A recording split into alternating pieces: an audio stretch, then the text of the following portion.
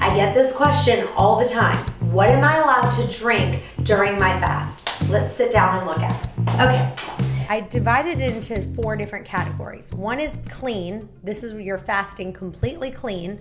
Then this is kind of okay. It's not my favorite. I don't love it, but I'll take it. Then I'm like, this is your crutch.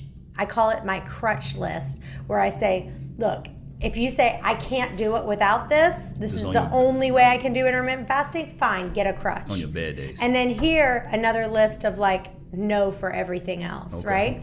So for the clean foods, for the clean drinks, I put unsweetened tea, black coffee, water, and apple cider vinegar. Okay. So then for the okay drinks, I put diet soda, diet vitamin water, flavored LaCroix, and Crystal Light. Crutch drinks are coffee with heavy cream, half and half, bone broth, unsweetened almond milk, unsweetened coconut milk, and water with 2 whole lemons. And I put for no alcohol, milk, fruit juice, and coconut water.